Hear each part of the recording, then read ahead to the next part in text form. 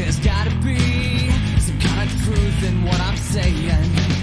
All right. Well, welcome to Whiskey, Weights, and Whey. I'm Chuck. And I'm Zach. And today is going to be a pre-recorded episode. Probably going to get a little more serious than we normally do, but I think it's for a good reason. But before we do all that, let's get our drinks poured. Yeah. What do you want to do today? I say we do the few. The few? Since we did the shot the other day after the workout, yeah. Since we broke the bottle open, let's go ahead and Now, carry it on was with that. donated by a good friend of ours, Scott. He refuses to be on the show. I don't know why. Because he doesn't like his picture taken. Yeah, he didn't like anything social media, but we're going to shout him out anyway. Thank you, Scott. We won't drink it all because he actually bought this for himself, left it in my car, and I was like, just use it on the show. He's such a sweetheart. He is.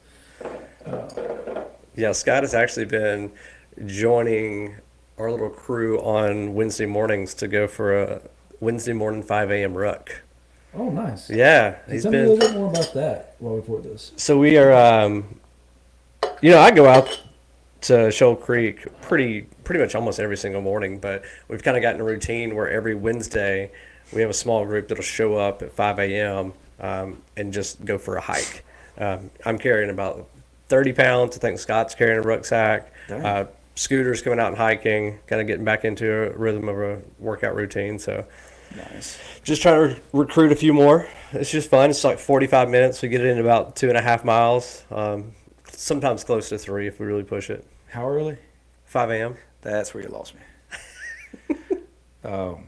Thankfully, the last couple of days, I've been able to get some sleep in, and we've had sick family this whole week. I keep telling everybody I dodged it like Neo in the Matrix. I got just a little bit of drainage, and I think that's more just seasonal stuff for me anyway, because I normally feel this way. Didn't get sick, didn't have the earaches, but definitely got no sleep because babies were crying. Absolutely. Well, chin chin. Chin chin. That's pretty good. Mm-hmm. That's it's got an aftertaste, a distinct aftertaste that there's another whiskey that it's not my favorite, but it doesn't taste bad. It's an American straight whiskey. I have to be careful because the top broke. Oh. The cork came out. 93 proof. I don't know where it's from. Chicagoland's own. Oh, check it out. From America. America. Well, other than the rucking, how's working out going right now? It's been a pretty solid week. Friday, I could tell like my sinuses were starting to catch up with me, so I felt a little sluggish. It was a little bit more difficult than I wanted it to be. So I took off. I did a light hike yesterday, taking off today to kind of rest and recover and get some work done around the house, but kind of probably going to have a deload week this upcoming week. Just have a little bit lighter week. Just to reset, make sure I'm okay. I don't want to have to push through any kind of sickness and make it worse. Yeah. What about you? Similar. Like Friday, Saturday, I started having the drainage stuff. Had a lot of pressure Saturday night, but today, when it's almost cleared out and it's like that relief, but it's almost like the opposite of pressure where it's almost like sucking in. Yeah. That's what I feel right now under my eyes. But as far as working out goes, we started a new program this week, kind of getting back into the bodybuilding split, but we still really focused on strength. Okay. So we focused heavily on chest, back, legs, all that separated out, but still mixed in some core and cardio, playing basketball and stuff like that, having fun. Yeah, I've liked that mix. Yeah, adding that in 2 days a week keeps everybody engaged. Also gets our heart rate up. Mm-hmm. And then I've started implementing VPC 157, and I tell you, going back to the bodybuilding split, I'm way more sore after the workouts because we hyper focus on a muscle group for a day for like 8 lifts. And then obviously you're going to be sore, whereas our old programming was like you might do each muscle group 3 times a week, but you only do it 1 or 2 exercises.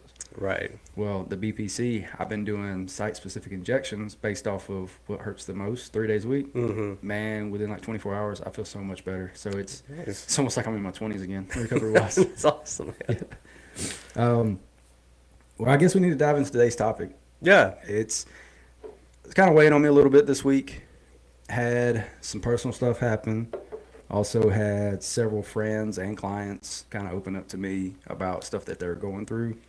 And it got me thinking about men's mental health and how we tend to push down our emotions a lot and hold back. And I apologize to any of our lady viewers if we do have any. I know every now and then Santana will watch our show, but today's going to be a lot about men's mental health, and I apologize, but I do think there'll be things in this that'll help anybody dealing with depression or going through any kind of struggle. But even from a lady's perspective, I mean, a lot of women are married to men. And Yeah. so to be able to recognize those signs and Yeah. the warnings, that they would be able to advocate and have those conversations with men in their lives, whether it be spouses or friends or coworkers or, Yeah. so I think anybody can get benefit out of it. This actually may be more beneficial for women, especially, like you said, if they have husbands or Yeah. family members. But, just a couple of numbers to kind of give you an idea of what we're talking about. I got some notes here. Suicide rate, and I don't know if that's okay to say on YouTube or whatever, but, the suicide rates for men are on average 4.5 times higher than women. Like nearly 80% of suicide rates or suicides in the U.S. are men. In ages 15 to 19, it's 5 times more likely for a male to do it than a female. And then ages 20 to 24, it increases to 6 times. And those numbers have increased over the last few years. Mm-hmm. Now, a lot probably do with like the pandemic, a lot of life changes, working from home, a lot of seclusion. But what do you feel is some of the causes for this? Because, I know we've probably both gone through bouts of depression or, situations that weren't easy. What would you contribute as like one of the bigger reasons why men tend to take that out? Man, I think there's a lot of factors that play into it. I think one of the biggest underlying issues is just unrecognized or unprocessed trauma. They talk a lot about, adverse childhood experiences, and a lot of times men will have those experiences as a child, and they just kind of dumb it down, push it down, and say, "Hey, I don't want to talk about this," especially if it was something physical or something sexual. That's like not something most men want to remember or process or work through. So I think it falls back onto some adverse childhood experiences. I also do think that trauma is one of the biggest ones, but I also think stress. So stress can impact anybody's mental health. There's appropriate amounts of stress. We've talked about that in the past because stress is good to push us towards our goals. But when it becomes unhealthy and interrupting our daily functions, that's when it becomes dangerous. And I think a lot of people, speaking on the pandemic, they went through financial stress.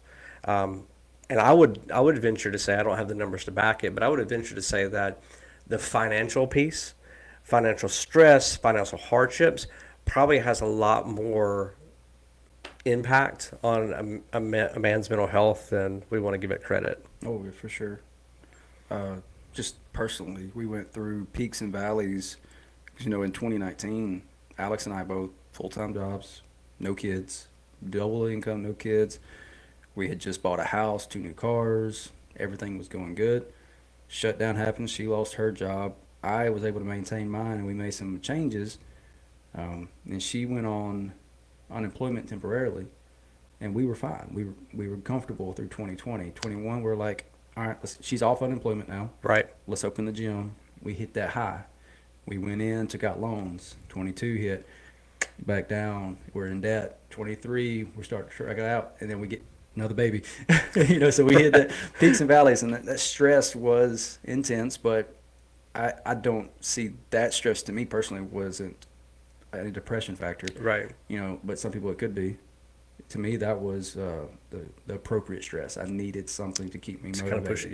Yeah. But I've had personal stress, and not to get too deep into it, which is kind of the opposite of what we're trying to get people to do, but more out of respect of the other party. Someone very close to me refusing to tell me their true feelings about some stuff. It's causing a divide between us. Mm-hmm. Cut contact with me completely, and instead of us dealing with it directly, they've shut me out. And I know that's not the healthy thing to do. Like, I'd much rather somebody punch me in the face and yell at me, cuss me out, than to cut ties and stop talking to me without trying to address the issue, I guess. Right. And it seems to be very common in men. You know, I grew up with brothers, no sisters. I know you got a sister. She's the best. How often do you talk to her? Once a week at least. I may have talked to my brother 3 or 4 times last year, total. Yeah. And that's counting holidays. We don't have that same connection as a brother and sister, or even Alex. Like, she talks to her sister almost daily. Right. I've talked to her sister more than I've talked to my brother. Right. You know, it's a weird dynamic that men can't talk to. I talk to you. Like, you are my daily brother. Like, 100%. Everything stuff that happens to me, positive or negative, you're the person I'm talking to. Same. And I appreciate you being that. Yeah. But there's a lot of people who may be watching this or who we know personally don't have that. Yeah. And I would like to at least open up and say, hey, we have that option here. I mean, you are technically the gym's counselor. I mean, you So it feels have like an office sometimes. here. Yeah, I do. You do services out of here if you need to. But people reach out to me as well. We have a couple of our clients who they're going through tough times. They shoot me a message. They're like, hey, I'm sorry I ain't been around. I'm like, you don't have to apologize for not being Right. around. Tell me what's going on. Right. But as a society, we've pushed men away from having those hard conversations. Well, I think it is, you'll hear about it in every single avenue. It's like there's a stigma around it, but it's true. And the more that people are educated and gain awareness of what depression actually looks like, what anxiety actually is, not just what you're seeing on the TikToks or social media, but you really start opening up that conversation and you destigmatize it. It makes it easier for somebody that they recognize that in you and say, hey, that's a safe person that I can come to. He's not going to be judging me. He's legitimately going to be there for me. And you're right, a lot of men don't have that connectivity. And I've been through a lot of training in the last couple of weeks about these specific topics, and it falls back onto creating community. Yeah. And we're working with my agency from a Shelby County standpoint of, how do we train individuals in the workforce to be able to recognize things that are going on with their counterparts or their peers. That way we can get them to the appropriate people and maybe get it addressed. Because step one is having that awareness and being educated what those warning signs are. And two, how do we connect them to services and treatment and those appropriate things that are going to get them the help that they need. So coming from a professional point of view, what are some of those warning signs that you may see in somebody? Because I know I've got things that I've seen, oh yeah, that makes sense. People on TikTok, like you said, if a guy does this, he's shutting down. But what are some true signs? You look at, criteria for depression. You're looking at low mood, fatigue, lack of motivation. A lot of people will start self-isolating. They're not showing up. They're not doing the things that they typically enjoy, that they have interest in or have pleasure, completing. A lot of times you look at it from a sleep standpoint. Are you having sleep disturbances? Are you sleeping more than you typically do? Are you not sleeping as much as you typically are? One of the biggest ones is the ability to focus and concentrate. So a lot of people, when they start sliding into depressive episodes, they're losing that ability to focus and concentrate.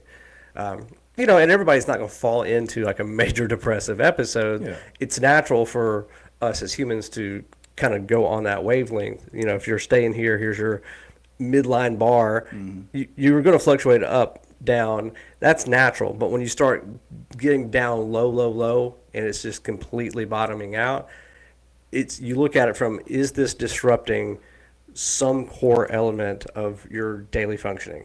That's social, occupational, relationships.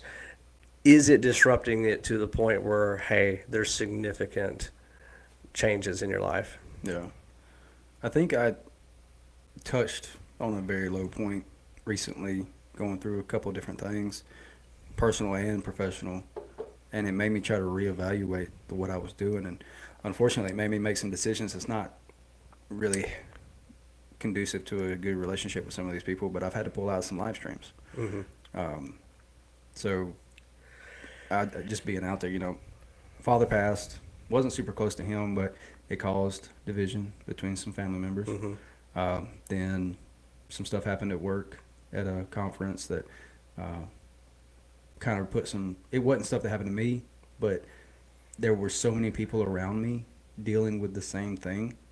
It really kind of got to me. There was, and I'm not going to use any names, but I know of at least 6 people off the top of my head right now going through divorce. 2 or 3 of them with kids dealing with hardships, and most of the ones that talked to me about it, it was due to not being around, or a disconnect in a relationship. And it got me thinking, crap, I'm doing the gym, I'm running the gym, I'm working full time at a day job, I'm running live streams, I'm doing podcasts, and this is one of the 3 that I'm working on. Right.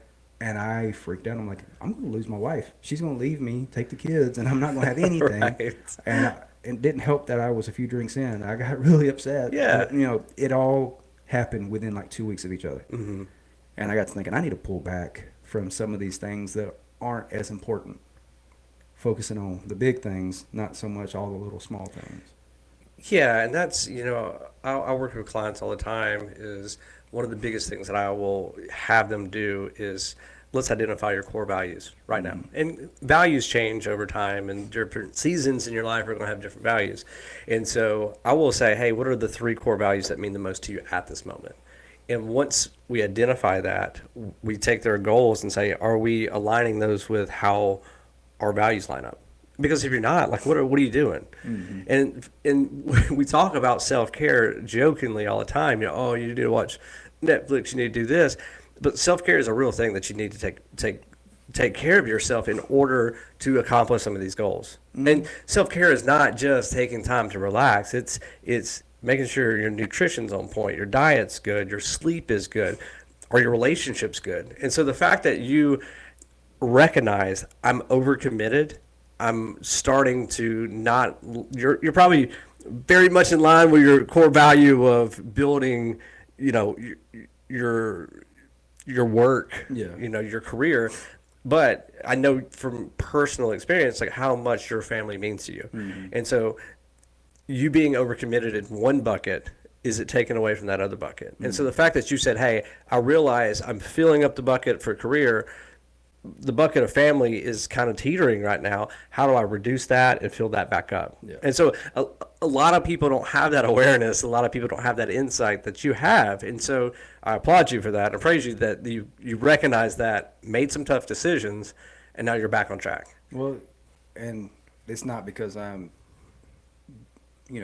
more knowledgeable or anything. It's because I have people like you who I can confide in, and other friends who have confided in me, and I see who's going through what, and it helps me put things in perspective. Right. And being able to talk to people like you and several people at our gym, I got like Scott, who gave me the bottle. Scott's another one who I'll confide a lot of stuff into. My strength group in the afternoon, like, we're all close, very close, and I appreciate all of them. But going back to, like you said earlier, having that community, it's very important. Yeah. I don't think that, going back to what you're saying, like, our workout group is very close, and it wasn't easy to establish that. It took time to build that trust and build that confidence. Now, I think there's anybody in our group that will come to us with a serious problem, like, hey, listen, guys, like, because we joke and we clown at each other all the time. But if somebody's like, hey, I need help with this, I feel like we've created a culture that, A, they feel comfortable coming up to ask that, and B, they trust us enough to be unjudgmental, unbiased, and say, hey, I'm here for you as a person. What are we going to do to address this? Yeah. Just talking about the closeness of all that, when we go to dinner and we leave, what's the first thing we all do? We hug and say, I love you. Yeah. And the women are standing back like, this is weird. Like, last night we were leaving. I gave you a big hug. 100%. Your wife and my wife looked at each other like, I guess we need a hug too. You don't have to. No, but I think that even something that simple, I think we need to kind of take back that power and say, hey, it's okay to express because men, man, we are taught and trained from an early age to, hey, dim down your emotions. You don't need to be that way, which men, just like women, are emotional beings, and emotions are natural and are fine. It's just how do you appropriately respond to those intense emotions. But I mean, I don't know that there's been a time where I've left you or some of my other close friends where I haven't said, "Hey, man, I love you," like, and genuinely mean it, and it not be something. It's not just lip service. It's not something I feel uncomfortable doing. I'm a freaking hugger. I mean, I will hug a stranger if you know what I'm saying. But and just it was crazy because I gave a dude a hug in the gym the other day, and he's like, "Man, you don't know how much I needed that." But like, we don't know what each other's going through at any given time. So just approaching every conversation from a genuine, "Hey, I'm person to person," and just being empathetic and being kind. You don't realize how much kindness can play a role in somebody's life. Because a lot of people don't get to experience kindness on a daily basis. And we're lucky. We have wives who care about us and stuff. There are a lot of people out there who are going through this alone. So having some stranger just come up and, show you some kind of positive feedback or some kind of positive encouragement can make a huge difference. And I think, people ask all the time, it's like, what, I'm not a clinician, I'm not a counselor, I don't know how to help. And the thing is, you don't have to be a professional in order to help. Like, it's kind of one of those things where I tell people all the time is show up for people, listen. Like, I'm talking about like actively listening. Don't just wait your turn to speak, but like be attentive and be present with the person, reflect back what they're saying, and come with a non-judgmental approach. Because a lot of people that are experiencing these feelings of depression or feelings of intense sadness, they're scared to be made fun of if they say, "Oh, I'm this burly ass dude, I can't be having these feelings." Yeah. But I mean, I will say I had a client is a couple years Before ago. you go on, 'cause I'm short-term memory. Remind me what you just said about like being defensive and stuff. Now go on to your client. But I had a client that came in, burly dude, worked 50, 60 hours a week. He was the sole provider for his family. Ended up having some nerve issue, and so like it's not something physical you can see, but he's in a shit ton of pain. And so having to prove that you're in physical pain is almost impossible from a disability standpoint. And so he fell into a depression. He was just consistently angry because he went from being the sole provider and that is his identity to being at home sitting around because it's too painful to go for a walk.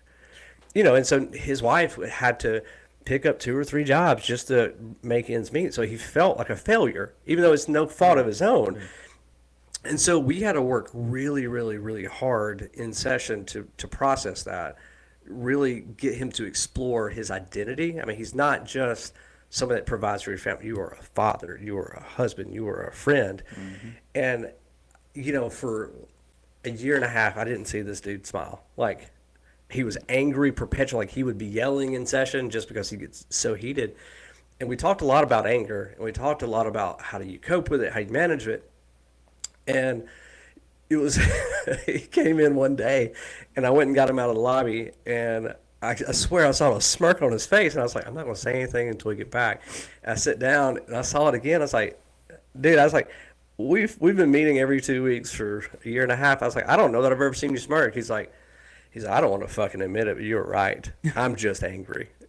And I was like, I kind of laughed. I was like, well, what? It's like 6 months ago I mentioned something about it, and it was just like that light bulb went off. Whatever happened throughout the week, it clicked. He's like, oh my gosh, I don't have to be this way. And he eventually went on to get his disability ruled out, and so he was bringing home money even though he wasn't working and providing for his family again. And but I tell you, when that light bulb hit, I've maybe had 2 or 3 clients in the last 4 years where it just like epiphanies happened. He was a new human. It went with this guy that was on the brink of potentially getting a divorce, no relationship to his kids because of how much pain he was in and feeling like that failure, to him shooting pictures of him and his family cooking out at Oak Mountain. I'm like, man, that's like, awesome. that is what we need. That is the type of individual that is going to go out and say, hey, therapy works. Yeah. You put out and process work, because man, I'm in that field of we are all a community. We're all made for each other. Everybody can be an assistance in one way or the other. Like your expertise can help me in so many different ways that I'll never know, and vice versa. But that's just a little tangent in 2 cents. Well, no, I mean, you hold on to emotions, and eventually they're going to come out at some point. Yeah. It's just how are they going to come out? And more times than not, unfortunately, they come out in anger. Right. Like, perfect example, I did remember what I was going to talk about because it did tie in at the end of yours. For my day job, I'm safety. I run safety. I used to do loss prevention. I used to catch people shoplifting. I've been punched, bit, clawed at, all the things. above. Well, I was at a store not too long ago, and there was a young man who had made a comment that can be construed as threatening. I don't remember exactly what it was, but it was along the lines of, I'll take care of that outside or something like that. Young guy, I can't remember if he was 17, 18, but he was like just on the cusp of minor to adult range. And I just happened to be there. They came and got me, and they're like, hey, Chuck, can you come in here? I think we have a threat of violence. Not typically my wheelhouse, but I got experience. So Right. I came in there. They told me what was happening. I didn't quite get the feel it was a threat. I felt like it was more of frustration exploding out. Right. So I said, I talked to my boss. He gave me the clear to do an interview with him. I just wanted to talk to the kid, see what was going on.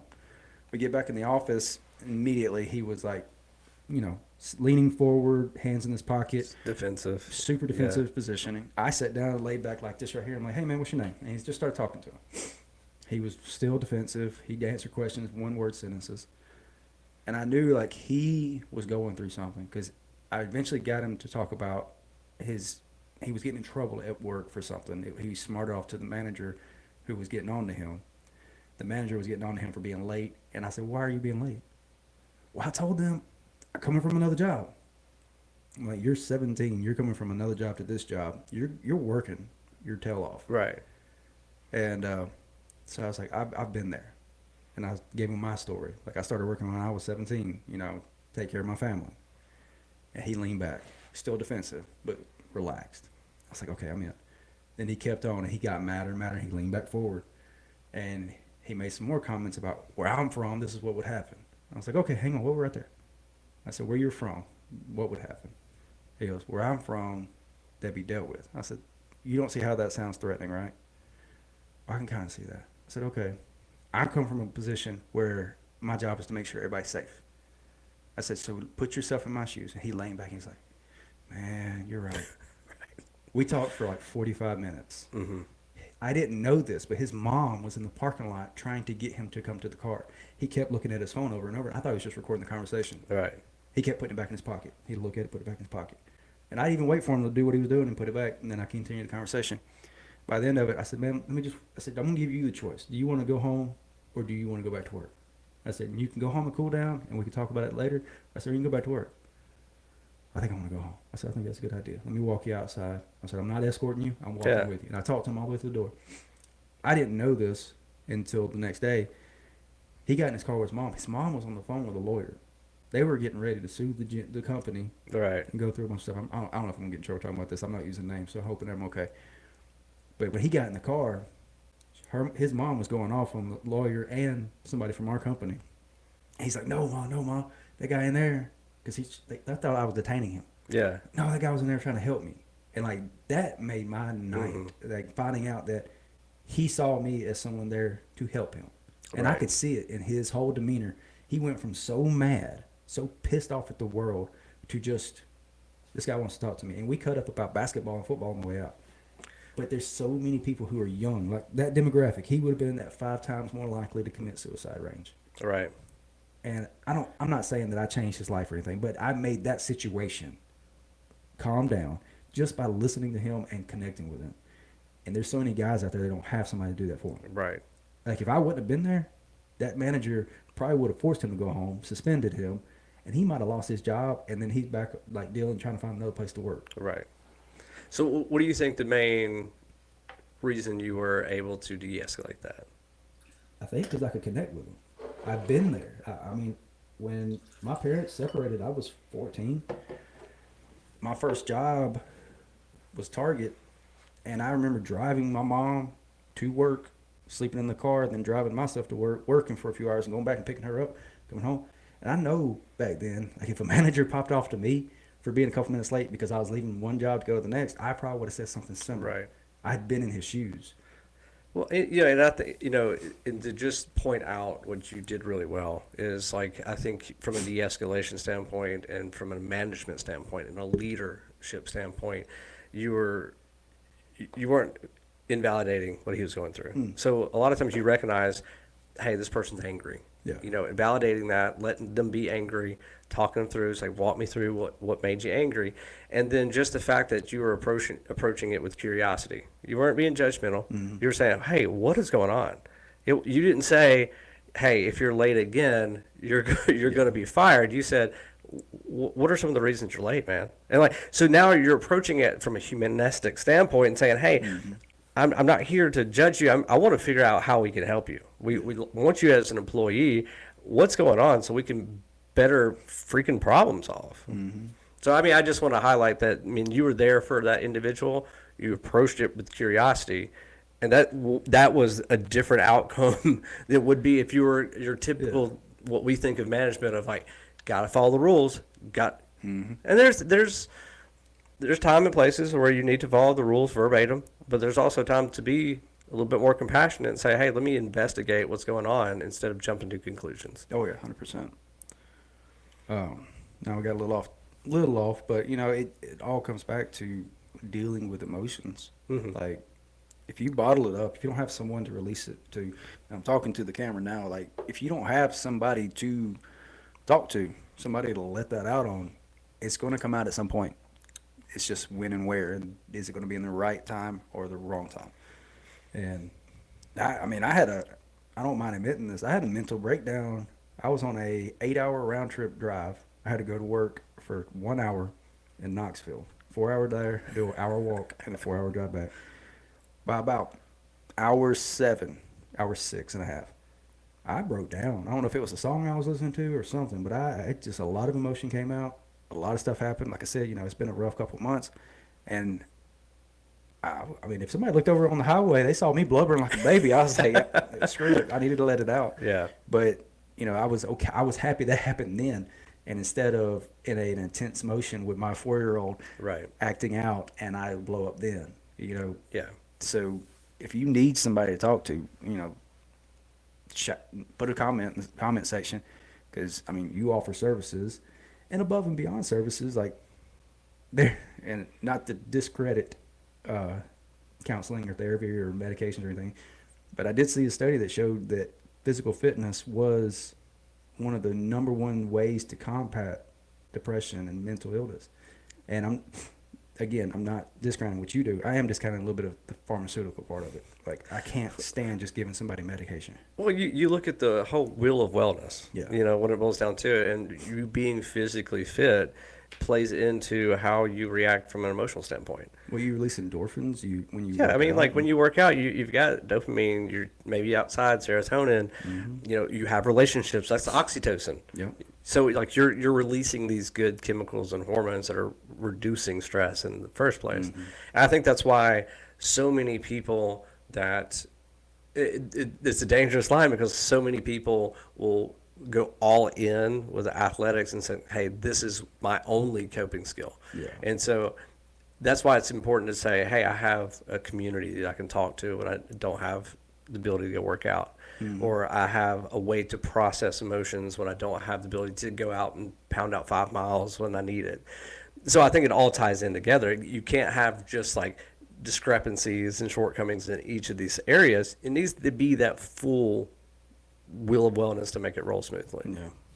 But yeah, that is one of my biggest coping mechanisms, is getting in the gym and work out, because it's directly attached to you can change your mood by being active. And I remember growing up when I had like a fight with my parents or fight with my girlfriend, whatever, my go-to was go for a long walk. Just getting outside, fresh air. It could have been midnight, 2 in the morning. I was walking. There was one time I walked probably 10 miles because I went from like my backwoods home all the way to downtown Jemison. A buddy pulled up beside me and goes, Chuck, you good? I'm like, oh yeah, I'm good. I'm just walking. Yeah. But I had to stop doing that because Alex was not a fan of me just getting up and going for a walk. Right. But I think anytime that I've ever lost an individual or a pet, I've went out in the woods and like ran for a couple hours. That's just my way of just like processing it. But is it AA where it's the saying move a muscle, change a thought? I've never heard that. I think it's built into AA, but yeah, but moving muscle changes a thought. Do you know why that is? From a mindfulness standpoint? What? So, what does exercising have you in? The present moment.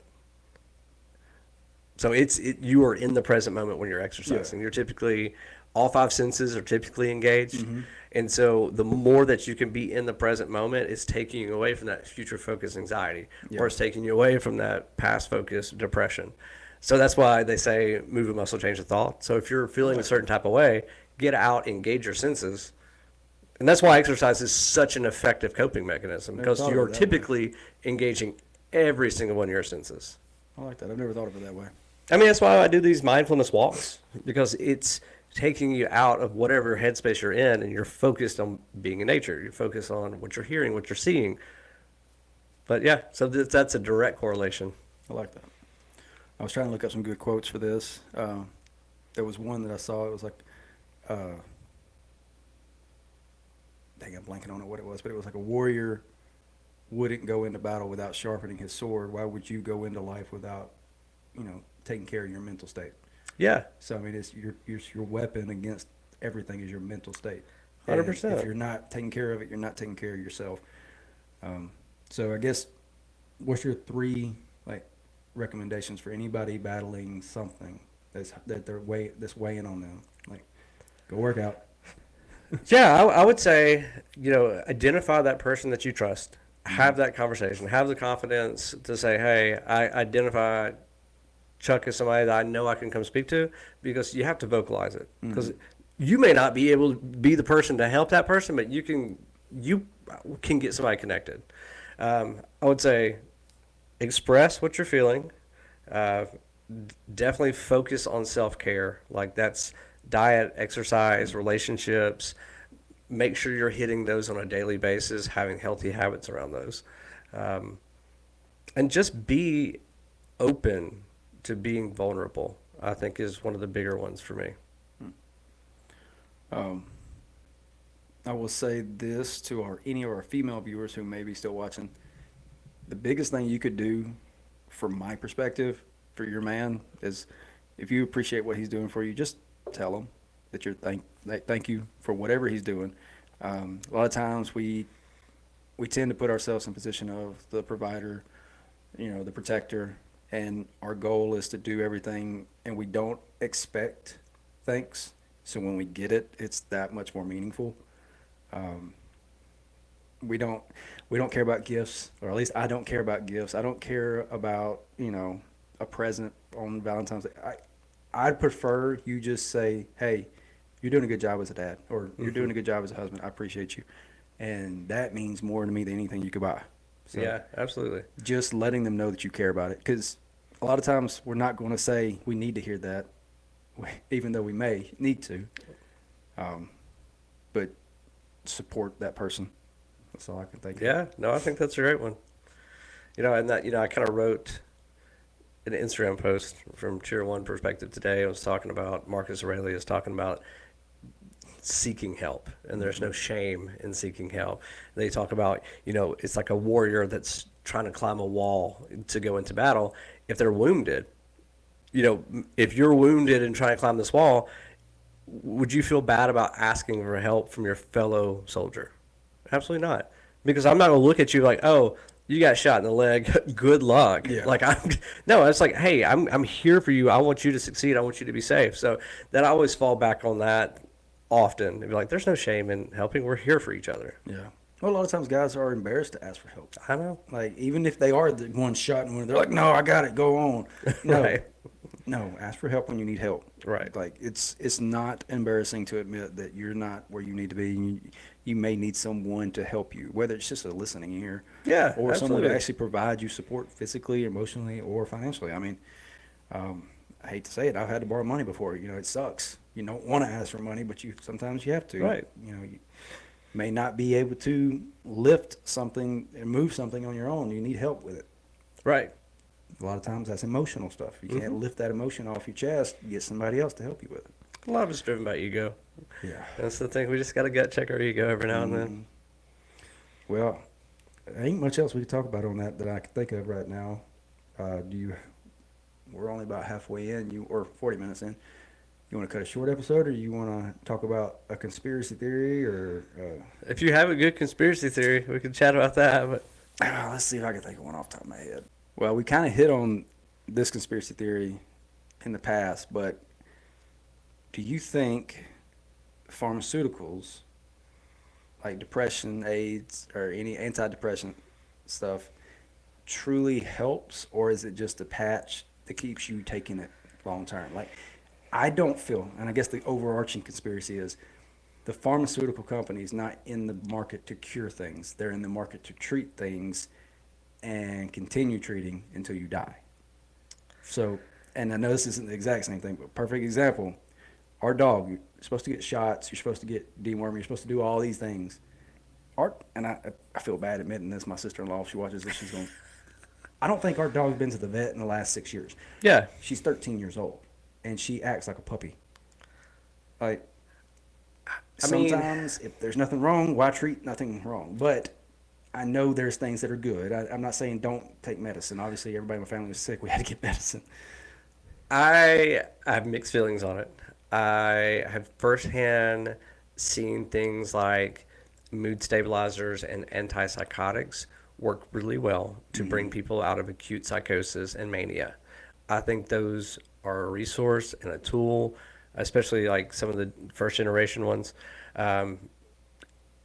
I have feelings about depressive medications. I think we are too quick to prescribe instead of saying, hey, from a holistic approach, let's change diet, let's change exercise, let's try behavioral activation, like make you physically go do something to see if it'll increase your mood before we prescribe. And like from a private practice standpoint, I will fall back on that. I will die on that sword.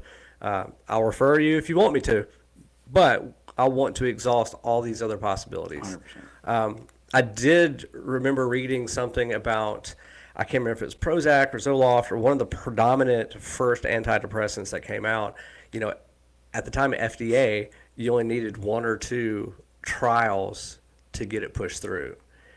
And so one of the trials, they were pushing through and they only had like 1 or 2 good results from it. But somebody who had secretly was given Xanax as well. And so it was showing, oh, there's multiple that were paired with it, and it just started rolling. And so many people got placed on this antidepressant, but it wasn't impairing with Xanax. Like, of course, Xanax is going to like help you chill out a good bit. Yeah. And so I do think it's very money driven. I will go to bat and say I have firsthand seen antipsychotics and mood stabilizers really do a lot of good work.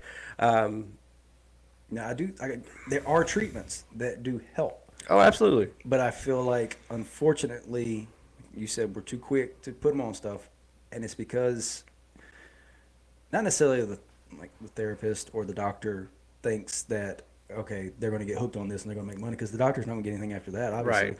But it's pushed to the doctors through pharmaceutical sales reps, and hey, this is going to take care of them. This is going to do this. This is going to do so many great things. And unfortunately, doctors are not going to sit there and do research on every background study that comes through a medication. Hey, it's approved by the FDA. We're good to go.